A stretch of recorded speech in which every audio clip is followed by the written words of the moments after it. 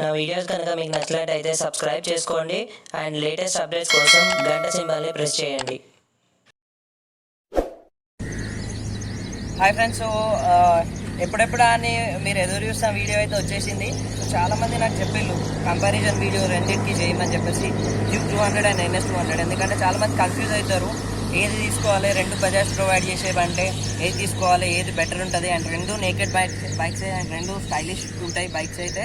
So దీనిలో ఏది better అని చెప్పేసి అండ్ కొంతమంది స్టూడెంట్స్ కూడా అడిగిళ్ళు, అన్న ఏది బెటర్ ఈ రెండిట్లలో, లైక్ మేము కాలేజ్ గోయింగ్ గాయ్స్, సో మాకు పాకెట్లో మెయింటెనెన్స్ అయిపోయేది ఏది, కొంచెం తక్కువ బడ్జెట్లో వెళ్ళిపోయేది ఏది అని అడిగిళ్ళు.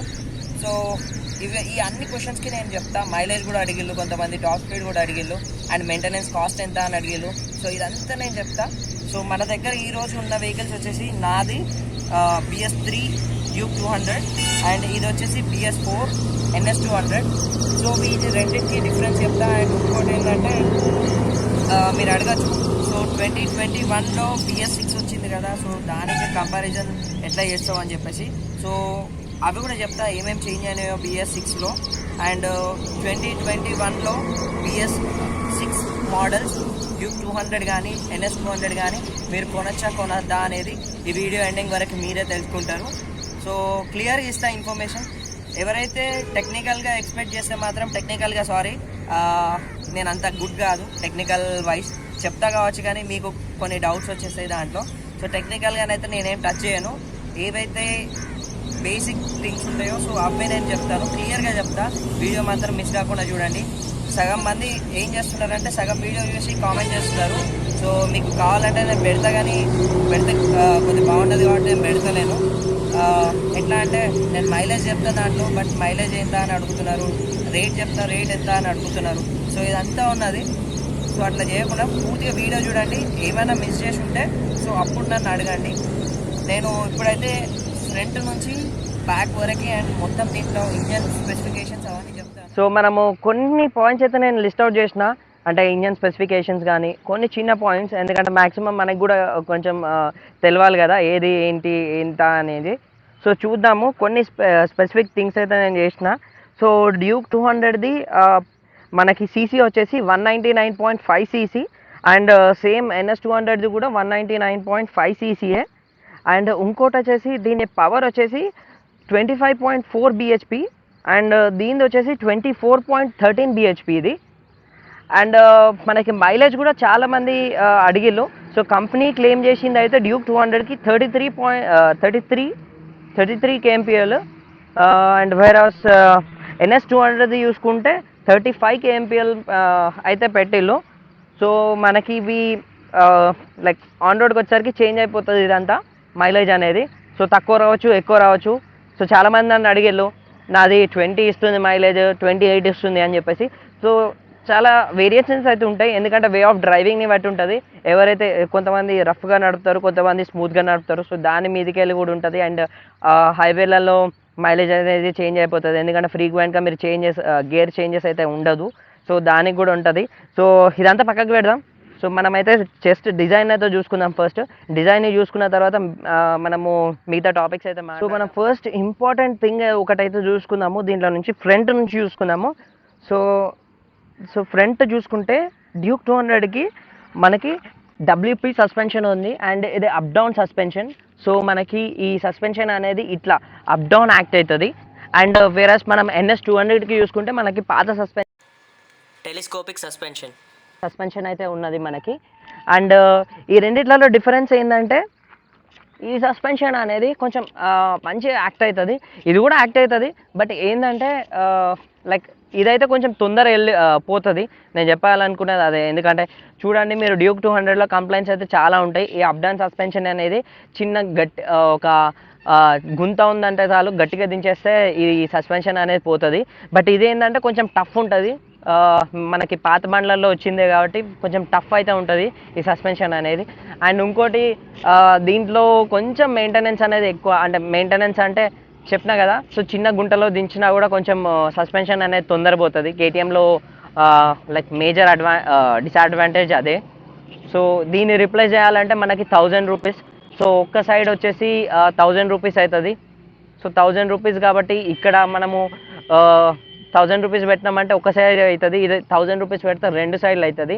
సో అదొకటైతే లైక్ బజాజ్ అనేది కొంచెం చీప్ అండ్ బెస్ట్లో వెళ్ళిపోతుంది ఇక్కడ చూసుకుంటే. సో మనం నెక్స్ట్ పాయింట్ చూసుకుంటే టైర్స్. సో టైర్స్ అనేది మనకి ఇక్కడ డ్యూక్ 200లో 110/70 ఇచ్చిళ్ళు. అండ్ ఇక్కడ మనము ఇక్కడ NS 200కి చూసుకుంటే 100/80 ఇచ్చిళ్ళు, 80 సెక్షన్ ఆఫ్ టైర్ ఇచ్చిళ్ళు. సో ఇవి రెండు MRF టైర్స్ వస్తాయి. సో నేనైతే ఇప్పుడు మన టైర్ అయితే మనం చేంజ్ చేసినాము. ఇది కొత్త కంపెనీ, మ్యాక్సిస్ కంపెనీ. సో చాలా బాగుంది అండ్ 6 years వారంటీ ఉంది కంపెనీకి. సో ఇవి చూసుకున్నాము. అండ్ నెక్స్ట్ వచ్చేసి మనము హెడ్ లైట్ చూసుకుందాం. సో హెడ్ లైట్ చూసుకుంటే రెండిట్లలో మనకి DRL ఇవ్వలేదు. సో రెండిట్లలో నార్మల్ హాలోజిన్ ఇచ్చిళ్ళు. సో ఇది కూడా హాలోజిన్ అండ్ ఇది కూడా హాలోజినే.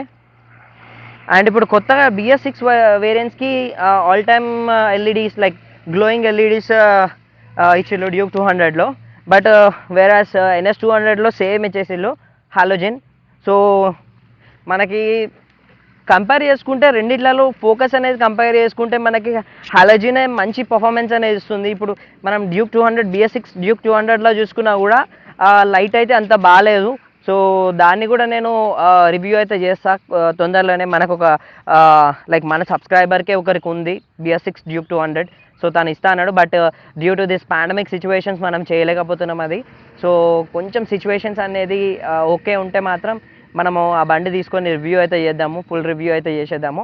సో ఈ రెండు లైట్లలో కంపేర్ చేసుకుంటే మాత్రం బజాజే విన్ అవుతుంది దీంట్లో మాత్రం NS. అండ్ నెక్స్ట్ ఇండికేటర్స్ చూసుకుందాం. ఇండికేటర్స్ వస్తే KTMకి చూసుకుంటే మనకి ఇవి చూడండి, ఈ ఇండికేటర్స్ కొంచెం జూమ్ చేయి. సో ఈ ఇండికేటర్స్ చూసుకుంటే మనకి LED ఇండికేటర్స్ ఉంటాయి. వేరాస్ NS 200లో చూసుకుంటే హాలోజిన్ ఉంటుంది. సో హాలోజిన్ ఇండికేటర్స్ అండ్ పెద్ద సైజ్ ఇండికేటర్స్ ఉంటాయి అవి. సో ఇక్కడ కూడా మనకి కాస్టే మ్యాటర్ అవుతుంది. లైక్ KTMకి ఉన్న బజాజ్కి లైక్ కాస్టే మ్యాటర్ అవుతుంది. ఎందుకనంటే ఈ ఇండికేటర్ ఒక్కటి, సో మనకి అట్ సైడ్ ఇండికేటర్ అయితే కొత్తది, నేను వేయించింది. సో మొన్ననే వేయించిన. సో ఇండికేటర్ ఒక్కటి మనకి 650 రూపీస్ ఉంది. సో వేరాజ్ బజాజ్ నాకు తెలిసి 300 ఉంది అనుకుంటా, 300 అంతే, 250 300 ఉంది ఇండికేటర్ వచ్చేసి. సో ఇక్కడ చూసుకుంటే మనకి ప్రైజెస్ అయితే అలా ఉంది వేరియేషన్ అనేది. సో 650 ఎక్కడ, 300 ఎక్కడ. సో ఇదైతే దీంట్లో కూడా బజాజ్ అయితే విన్ అయింది. అండ్ నెక్స్ట్ వచ్చేసి ఫ్యూయల్ ట్యాంక్ కెపాసిటీ. సో దీంట్లో వచ్చేసి like 10 point change, so 11 litres ఉంది. అండ్ వేరస్ లైక్ NS 200కి వస్తే 12 లీటర్స్ ట్యాంక్ కెపాసిటీ ఉంటుంది. అండ్ హ్యాండిల్ బార్స్కి వచ్చేస్తే ఇది single piece handle bar. So ఒకటే హ్యాండిల్ బార్ అయితే ఉంటుంది డ్యూక్ 200కి. అండ్ దీనికైతే మనకి క్లిప్ అండ్ హ్యాండిల్ బార్ ఉంటుంది. అండ్ 2 పీస్ హ్యాండిల్ బార్ ఉంటుంది NS 200కి. అండ్ ఇంకోటి మనం చూసుకున్నామంటే క్లస్టర్. సో మీటర్ చూసుకుంటే ఇది డ్యూక్ 200కి వచ్చేసి మొత్తం లైక్ ఫుల్ డిజిటల్ స్పీడోమీటర్ అయితే ఉంటుంది. సో స్పీడోమీటర్లో మనకి మైలేజ్ కానీ అండ్ బండి హీట్ కానీ అండ్ ఇంకోటి బండిలో లైక్ పెట్రోల్ ఎంత ఉంది అండ్ ఏ గేర్లో పోతుంది గేర్ ఇండికేషన్ చూపెడుతుంది. Gear indication and also like ఇంకా మీ ఈ పెట్రోల్తోని ట్యాంక్లో ఉన్న పెట్రోల్తోని ఎంత డిస్టెన్స్ అయితే కవర్ అవుతుంది, సో ఇవన్నీ చూపెడుతుంది.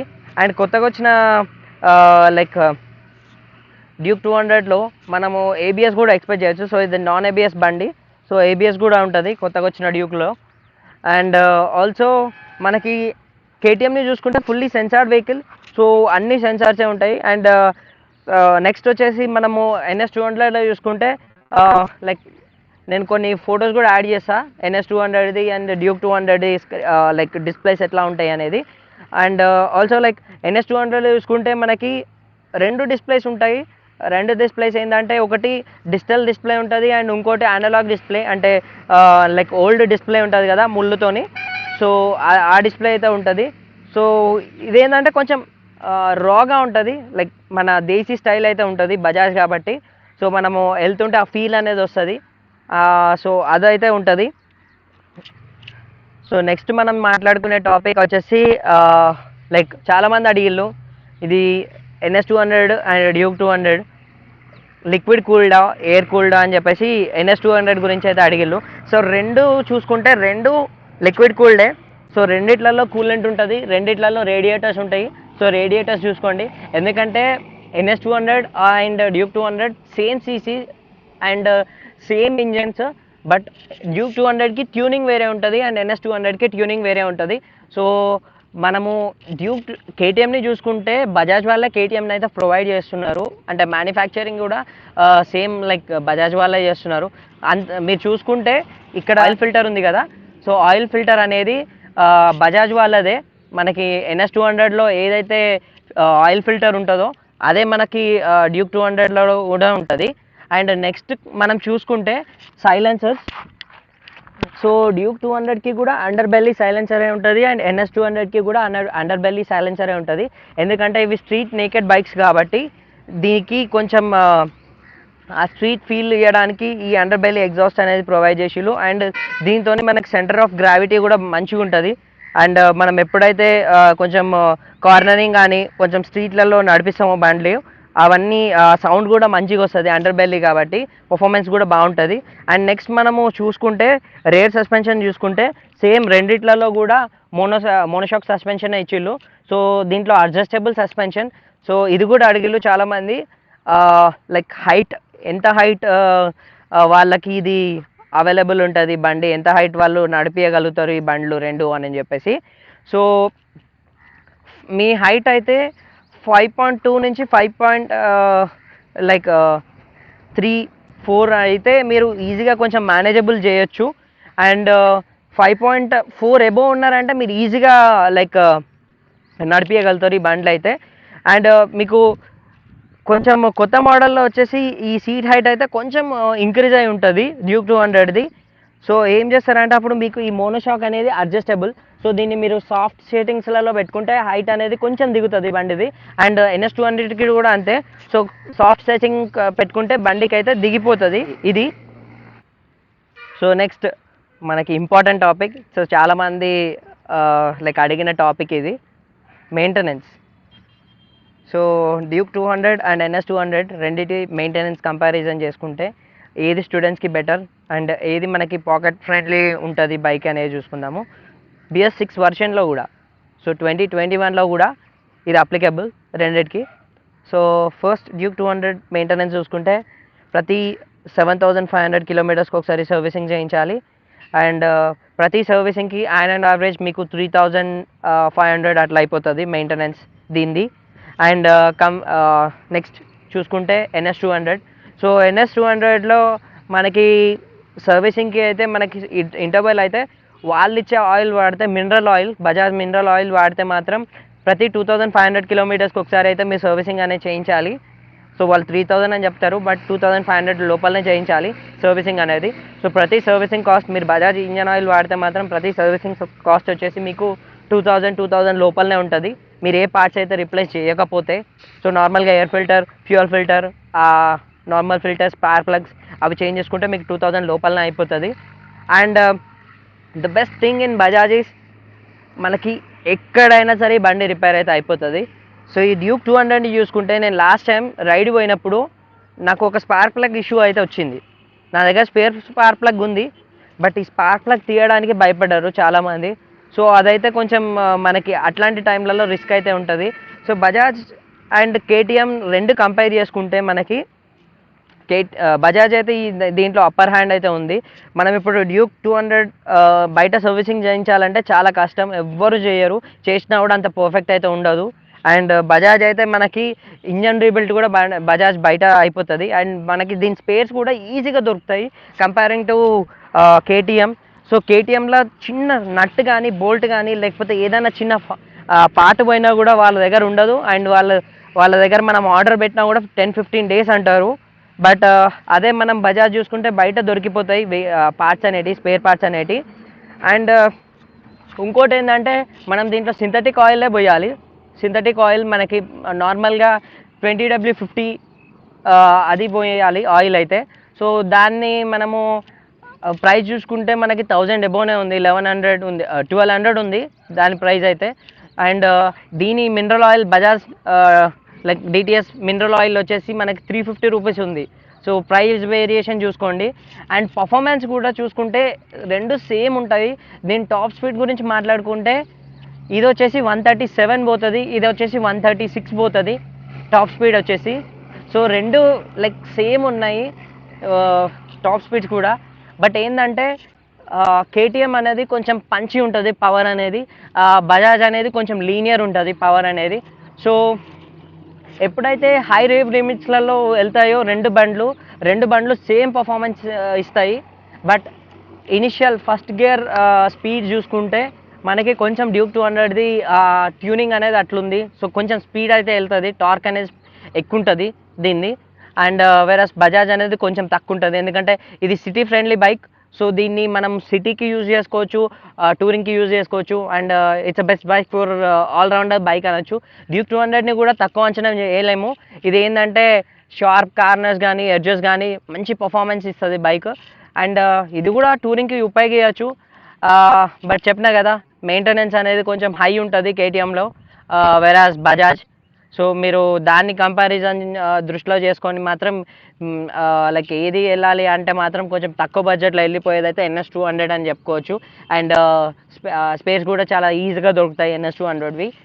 అండ్ ఆల్ థింగ్స్ అయితే నేను కవర్ చేసిన అని అనుకుంటున్నా.